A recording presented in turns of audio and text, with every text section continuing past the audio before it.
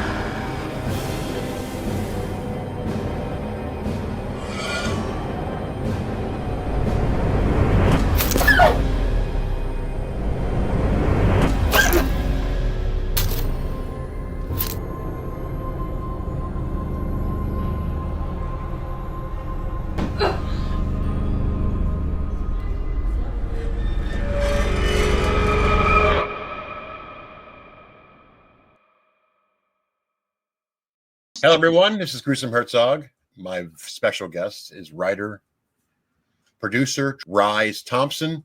He has a movie called The R.I.P. Man. It is in Indiegogo. He's raising money to get the film made, and it looks very badass. Without further ado, my very special guest, Rhys Thompson. Rhys, how are you? I'm doing very well, Scott. Good evening from the UK. Hope you're keeping well yourself. I certainly am. It's a little cold. It is what it is. It's that time of the year, but we have to deal with it. Certainly do. We have to just pull our socks up, get on with it, don't we? Yes, the same here. Very chilly this evening, but I wouldn't change it for the world. You know, I'm speaking to the great man himself, so let's do it. I want to say thanks for contacting me to have you on my show to help promote the R.I.P. Man, which in reality, it's the rest in pain is what the R.I.P. stands for. Am I correct? You are correct. We've played around with the tagline a few times. The latest one we've been using is Rest in Pieces, which does have quite a bit of a standout quality to it as well. But you're correct about Rest in Pain as well. Whichever people want to use or they prefer is fine by us. Well, it looks. I watched the clip teaser trailer on the Indiegogo, and it looks fantastic. Quick question. Oh, thank you for the kind words. Yeah, we've done about a 14-hour shoot for that actual first scene, and it was intense, but we definitely got rewarded in the end. You know, we're so pleased with the outcome, and the kind words mean so much. Thank you very much, Scott. Not a problem. One thing I've noticed is when I was watching it, it has the killer is very unique looking. And I think in a lot of cases in other horror movies like this, you know, not saying that all bad guys are bald or, you know, creepy looking. I think with what I've seen from this is the character is relatable to what he is doing. If that makes any sense to you. Definitely. I kind of dig that, and I'm really anxious to see this when it gets made. I've been doing this for like 14 years, interviewing and reviewing movies, and I've seen all kinds. I mean, all kinds. And this one looks all different than I've seen in years. And I know it's only a teaser trailer, but from what I've seen so far, it has a unique look to it, and I'm really anxious to check this out. The idea of this film, when did you start writing this, and how has the process been going? Well, the concept came to me 2020, just sort of pre-COVID. One evening, it was like a winter's evening in 2020, I was watching a documentary about a rare oral disease called anodontia. So it's like when babies are born, they don't have the ability to sort of grow teeth, and it's quite sort of painful process for them as well. So something just clicked in my mind, just obviously, maybe we could use that for the antagonist for the movie that was already sort of knocking about in my mind. I had the idea for R.I.P man from basically what he does. He sends a text message to his victims just before their death, and it basically just like a gravestone when you look at it as your date of birth and the day you die with the hyphen in between. So that was already there. We just needed to sort of create like you said, a unique villain that would stand out and people would actually, maybe want more of, So the idea of the actual mouth guard was, I'm a big combat sports fan as well. So just one evening I was watching a bout of boxing, and something just sort of triggered in my mind. Then, I thought, what about if he actually wears that to cover up his rare oral condition? And then the R.I.P logo just sort of followed that, with obviously the fact of the title of the movie is the R.I.P man. So it all just sort of clicked together nice and smoothly. And then I developed the Denty's clan, which not many people are aware of at the moment, but it's sort of where he gets his twisted ideology from. So he has a really sort of interesting backstory, and we just can't wait to sort of showcase him to the horror community, But we're doing well at the start. We're very pleased with the progress, but we just need a little bit more funds if we can for the special effects that we've got lined up. That is awesome. I mean, in most cases, Indiegogo, that's basically what it is used for. I mean, it's easy to get not easy to get a cast, but get the talent. It's just that you need a little extra push, a little bit extra money to make the effects look reasonable. Yeah, definitely, because that's what's going to make the difference. I think with the well-crafted death scenes that we've got planned, if we can sort of create them to the best of our ability, go by, the blueprint of the script, then I'm pretty sure we can create something that's never been sort of seen before, without sort of trying to put too much pressure on us. We are trying to push the boundaries a bit as well, because we want to, do the crew proud, but also, the horror audience, they know the drama inside out, and we want to stick to that trend as well. Where we're not trying to fool anybody. We respect the genre, and we're all horror fans ourselves. So we just want to make a movie to make them proud. And obviously, when we wrap the movie, we just want to sort of hold our heads, high. Now that we give it our best. Nice. Now, the killer, what is his name? His name, obviously, he will go by the R.I.P man, but he does have a birth name. His birth name is Alden Pick. Oh, nice. So Alden. So where'd you find the actor to play that? Oh, good question. Jamie Langland, who's the director, he's just made his directorial debut with a feature called The Cellar. It's currently in the festivals at the moment. It's doing really well. It's winning awards, and he's a fantastic actor as well as a director. He had a connection with Owen Llewellyn, who plays the R.I.P man. So basically, it was quite an easy process, really. He fitted the profile of what we was looking for. And he's got a terrific sort of a CV resume as well. He's sort of a stage sort of actor as well. He's done theatre, he's done feature lengths, and he's worked in a scare attraction as well. So, I think that helped, and he was so keen and up for the role. So it was very easy. There wasn't much sort of an auditioning process. It was more of a sort of relationship that had previously been bonded between the two individuals before. Nice. You also have August Porter. She plays Abigail. Yeah, she's fantastic. She played Abigail Fright. She's unfortunately for her, she was the first victim. But yeah, some of her scenes were quite intense, and it was a long shoot. But no, she done tremendously well, And I think she's got another short movie in the works at the moment as well. And she starred in a film with Tony Todd. I don't think she actually ever met Tony Todd. Rest in peace, Tony Todd. What a legend. But I think it's called The Lockdown Hauntings. So yeah, check out both of their IMDb's as well. It's a great cast on the first shoot. I love it because Morgan Andrews, will give him a big shout out. He's a cinematographer. Yes, Morgan Andrews. Yes, what a job he done. I mean, what do you think of the cinematography? It's fantastic. There's some cool lighting in there as well. It's phenomenal. And then thank you very much, Scott. Thank you. No problem. Let's give a shout out to the composer as well, Kristen Paris. Yeah, Kristen Paris. Yeah, I mean, and he does some editing as well. So he's been doing the editing side of things as well. Lovely gentleman, brilliant at what he does, and I just can't wait to see all the crew again. You know, like Lizzie, the special effects and makeup as well, and we've had a few other crew members on as well. We've done quite a few scenes actually. That was the first scene, but we've had like another crew come in as well. We've done a marvellous job as well, so I don't want to forget anyone. So I'm just going to say thank you to everyone that's been involved, because it is quite a sort of a long list of people as well. But we're in such a great position, and yeah, all the talent that's sort of assisted us so far, you know, just kudos to them. Well, I'll give the shout outs for you. You mentioned Lizzie. It's Lizzie Horror. Yes, Lizzie. Yeah, she's she done a fantastic job, especially with the bit on the staircase, and obviously with his makeup as well. You know, I mean, she's done it sort of down to a T into the script. You know, he looked exactly how I sort of envisaged he would look. So she's done marvelous as well, and a lovely, lovely girl as well. And don't forget Jasmine Keane. Of course, Jasmine, yes, she's going to be playing Clarissa, who is the lead actress.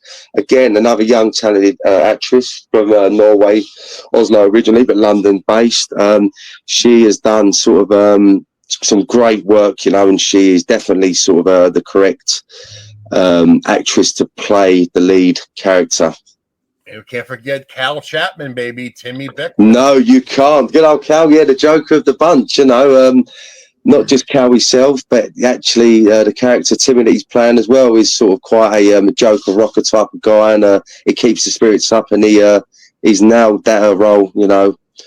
From the first moment we see him, we just sort of knew straight away that he was, you know, the main candidate for that role. Great guy as well.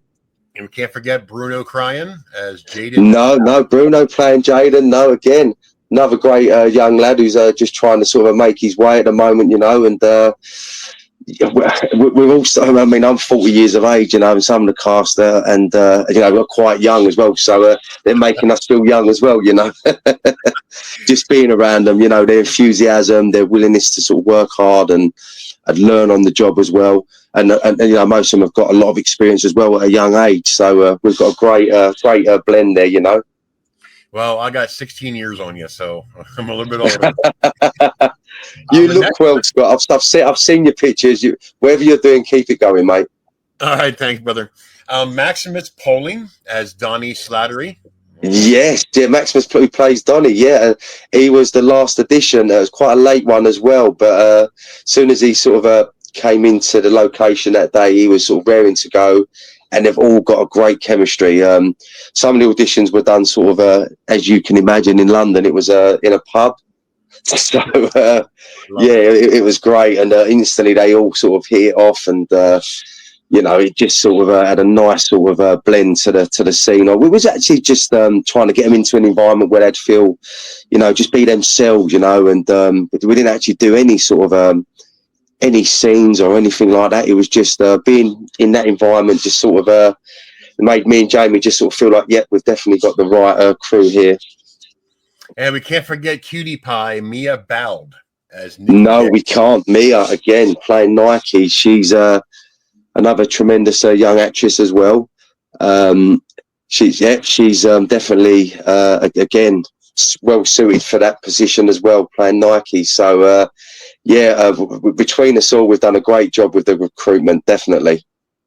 And then, of course, you mentioned earlier, Jamie Langlands is the director. So, I mean, without Jamie, I mean, none of this probably would have been possible, because I've reached out to him and basically helped him with his project titled The Cellar, which is obviously, you know, discussed earlier. It's doing really, really well at the moment, and jumped on board as a producer, just sort of helped him get the project over the line, and we just became great buddies after that. And I sent him the script for the R.I.P, man, which done well at the 13 horror writing contest. It sort of made the finals, and he had a little gander at that, and he was like, you know what, I really like this. I think we should basically go down the same route as what I did with the Cellar, which was down the crowdfunding route, and it's been a success, you know. Yeah, and for the listeners who are listening to this podcast when it's going to be released, Jamie does have some work with some very, very talented filmmakers. He was involved with John Landis in American Werewolf in London. Wow, and Thriller as well, Michael Jackson. Yep, and that's one of the best werewolf movies from the early 80s. I can tell you that right now. Oh, well, without a shadow of a doubt. Yeah, I mean, that's just, it's a classic, isn't it? So, yeah, I've actually spoke to him about it as well. It was Burke and Hare, wasn't it, the movie? Yeah, because I was 13 when I saw that. It was kind of creepy. I bet you still have vivid memories of probably when you first sort of see that movie. They stay with you, don't they? Oh, yeah, because especially when the transformation from human to werewolf. Oh, it was ahead of its time, wasn't it? Yep. William Bridges, Stranger Things, Black Mirror, David Producer, yes. Yeah, he's got a very impressive IMDb, you know, but he's a very grounded guy. He's a determined fella, and he's making a name for himself at the moment. He's doing fantastically well, and you know, all the cast, they love working, you know, with him as well.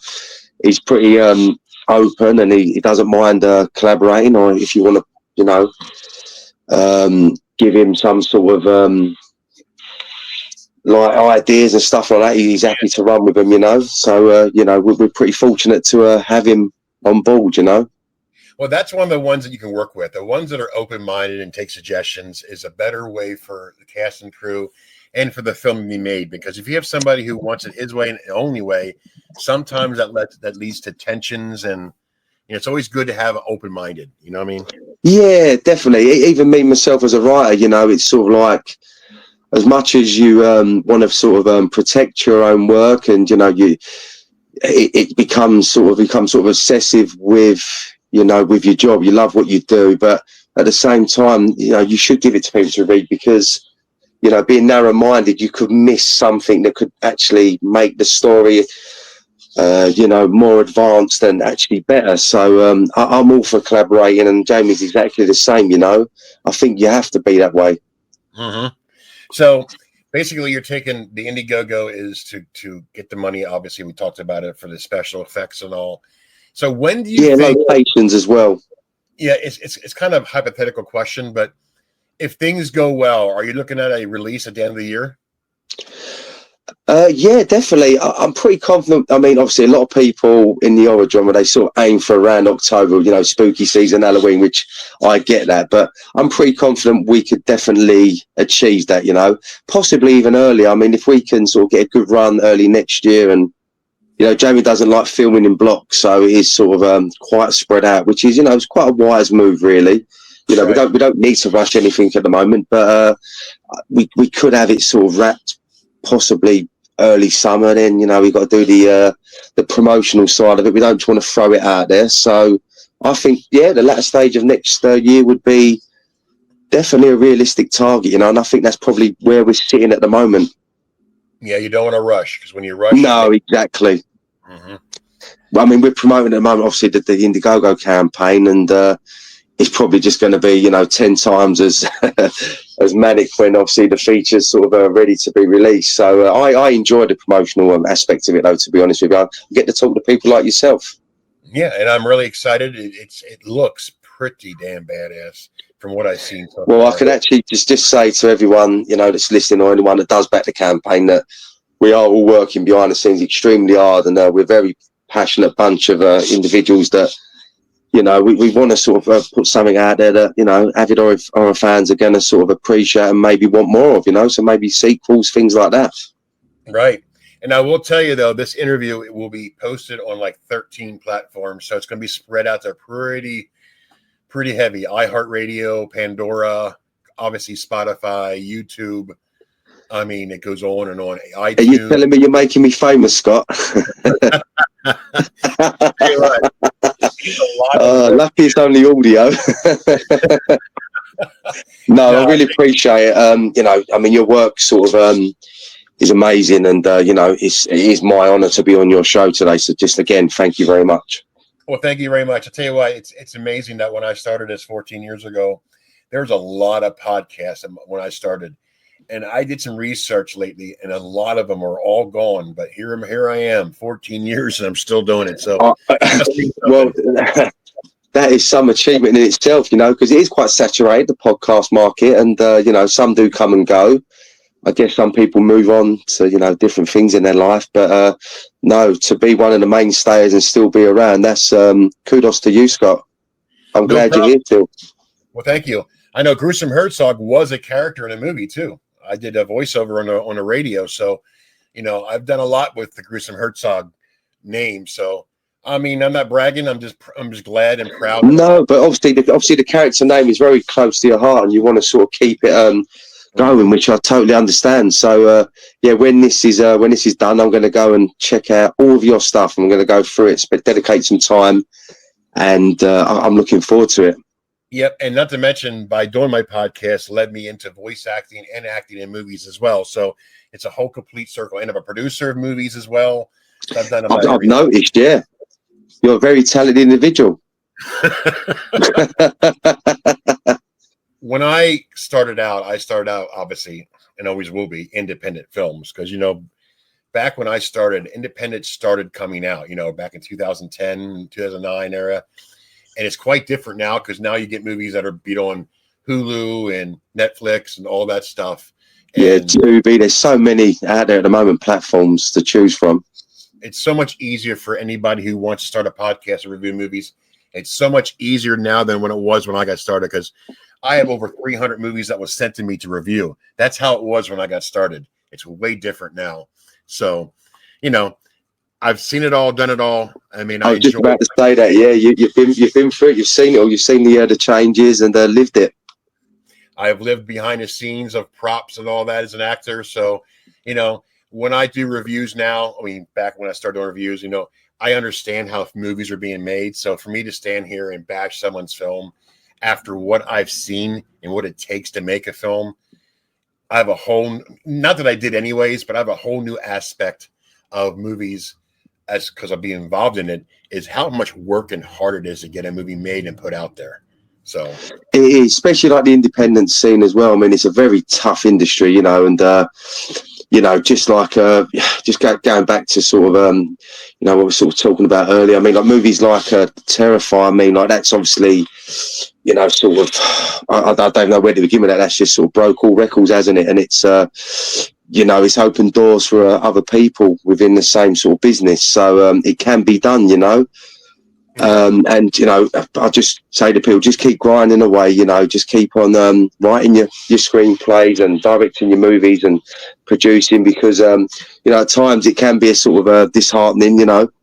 But at other times, you just sort of you reach the pinnacle, and then you get post-production, and then you've done your move, and it's sort of like everything you've done's been worth it, Right. Now I'm going to comment on Terrifier, because on my last 3 interviews, that movie has been mentioned. I've seen all 3, I reviewed all 3. I enjoy them, but I can tell you a franchise that's better than the Terrifier, and it's made from the Big O UK, and that's the Winnie the Pooh, Blood and Honey, in England. Yeah, well, I've seen the original, but I haven't actually seen Blood and Honey, but it's been getting some really good reviews. I've seen it pop up, and funny enough, we've got James Wingate, who's actually in the R.I.P. man, and he's in the Blood and Honey Winnie the Pooh as well. So yeah. I do need to watch that. I love them. I've interviewed Nicola Wright. She's an actress in England. Yeah, I see that. I did see Nicola Wright pop up. Yeah, I love her. We're good friends. I interviewed her, and she was the mom of Christopher Robin in the Blood and Honey 2. So, and she's been in a lot of movies like the Humpty Dumpty and Jack in the Box, all that. I'm a big fan of England horror. I just love the scenery, because I'm here in America. I can see any American film that I want, but I love all of the films in England. I just love them. Yeah, some of the scenery is definitely is terrific, we are sort of spoiled, like yourselves, though, where, you can just sort of one minute for us, if you want to film in a castle, you can, or you got like ruins and, That's what Just I like I love. said, just great scenery as well. So yeah, it's nice to have options. But I mean, you've got like Pinocchio. Is it Unleashed? I think it's called, coming out next year as well. So now the Disney's public domain, you know, I think everyone's going to get on that now, you know, because you know it's obviously like, I don't want to say like a cash cab. I think they all seem to do quite well as well, don't they? Which, you know, makes sense. Yep, Peter Pan is coming out. Yeah, Man, yeah. Mousetrap. I'm excited because I love his work. So great Yeah, stuff. it's Jagged Edge Productions, I think, who was behind the Winnie the Pooh. So yeah, they're doing really well. So yeah, I mean, I respect all horror genre, you know, any genre in horror. So you know, I'm always on the lookout for some new material as well. So when I get some downtime, I like to watch more. I tend to watch movies more than series, but at the same time, I love a series as well. So it's just sport for choice. Yeah, well, when you go on my channel and YouTube channel and you'll see my reviews, you have a good taste of what movies to watch. So you got plenty to look at. I won't be missing out on that then, because you're going to educate me as well. And then, you know, looking forward to that. Oh, there's a total of 1,200 in there, so it's a lot. You are a busy dude. Well, that's 14 years worth, though. So, I mean, sometimes I don't do much anything. But, yeah, I mean, I want to look out. I mean, back when I first got started, filmmakers would contact me and, hey, do you want to review a movie? That stopped a long time ago.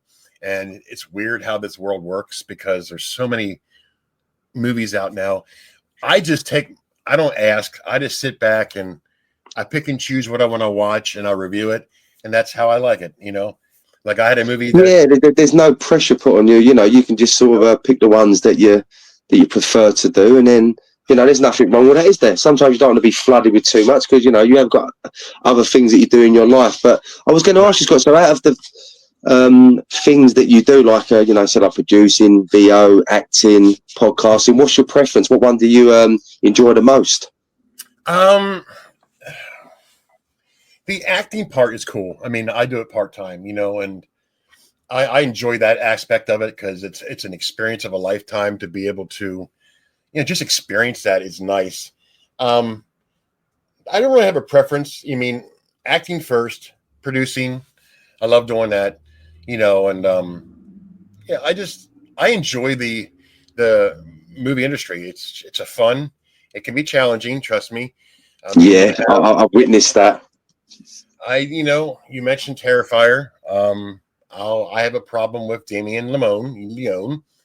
It's my personal preference, you know, and when you promote his film, like the Terrifier 2, and you post a trailer with your review, and then he gets you a strike on YouTube because you use his trailer in the review.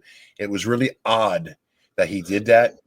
Yeah, that is a bit odd because you're promoting Terrifier, you know, and putting the trailer out there as well. You're actually doing like his job for him, you know. That's a bit odd. Right. He didn't do it for the first one. He hasn't done it on the third one. I don't understand it. It pissed me off. It really did. I sent him an email and I told him that I wasn't very happy about it. And I basically told him to F off because, you know, when you get strikes on YouTube, you get 3 of them. Your YouTube channel gets taken down. And I wasn't doing anything wrong. So, you know, I can't use that situation when I'm reviewing his part 3. That wouldn't be fair. I can't make it personal. You know what I mean? So no, you have to detach yourself from the emotional side of things, I think, don't you? And I was professional about it. I mean, I did mention that one of the scenes in part 3 was fucking stupid. That was when he was on the floor doing a snow angel in the blood. That didn't make any sense to me. But that's not it. You know? Yeah. I'm not here to cause problems. I don't care if he hears what I'm saying. He knew what he did. You know, I'm over it. But I think it's very, very pathetic that he did that. It's kind of weird. But that's the only thing I have with him. Other than that, I mean, back when I first got started, you know, it was weird. When I first got started, a lot of filmmakers in Texas were fighting with each other all the time, and they would drag me in on it. I said, dude, keep me out of your drama. But that's all. But they're all gone now. You know, it's weird. You know, you have a whole bunch of filmmakers, and they just go away by the wayside, and more new ones come up. So we're good. Yeah, it's like out with the old, in with the new, isn't it? Some people sort of move up, and producers go into sort of directing, or some people just have a complete sort of change of career and just have a break from the industry, you know. Yeah. But yeah, there's always new talent coming through. And, hopefully the R.I.P man and everyone involved will be on that list, of new talent. So we'll have to wait and see. Yeah. And just to let the listeners know, and Spotify is a weird thing because I had my Gruesome Herzog podcast on Spotify. It's there, but I can't upload any more reviews in it. So I made a whole new one. It's actually my name, Scott Geider Podcast. So that's where this interview will be. All the links are there. I'll definitely give them all to you. But I'll be subscribing to that, Scott, without doubt. Yeah, all your links, definitely. I mean, iHeartRadio. I mean, I just checked the numbers. I just started like 2 days ago. I just created a whole new platform for it, and people are finding it. So I'm glad. It's kind of confusing because it's Gruesome Herzog, my name, but all in all, I am all one person. But it is what it is. I'll spread the word on that on my socials as well. I'll get the word out there, and we'll try and get the followers up as well for you. No problem at all. Well, thanks a lot for coming on. I really had a great conversation with you. I'm hoping and praying that you get what you need to get this bad boy out, which I know it'll be out. I'm really anxious to see it. And again, great job so far from what I've seen.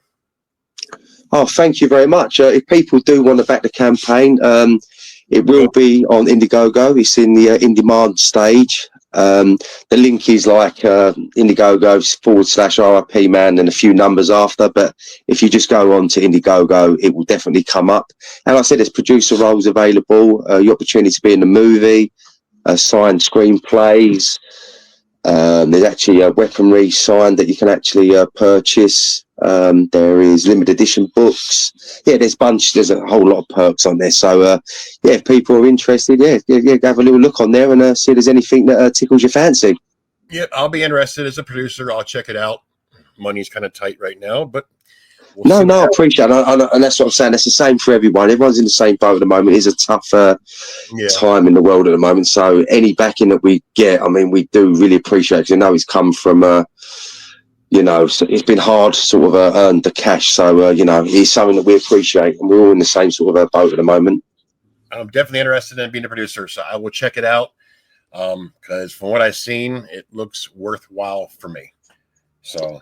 Yeah, we are. We're going to give it a best shot, and we're going to give it a big push. And we believe in the project, which is which is the main thing. We're not just doing it to earn a few bucks here and there. We actually really believe in what we're doing, and hopefully we can achieve what we want to achieve. And I'm pretty confident we will. Yes, I strongly believe that, because like I said, I can tell by your voice that you're very dedicated in this project. And why wouldn't you be? So good luck. Great talking to you. Thank you very much, Scott. Appreciate your time today. And I'll get subscribing to all your links, and we'll stay in touch after this interview as well. No problem. I wish you all the best. All right, buddy. You take care of yourself. Have a great you too. There you go. Take care. Take care. We'll see you. See you, everyone. Take care. Bye-bye.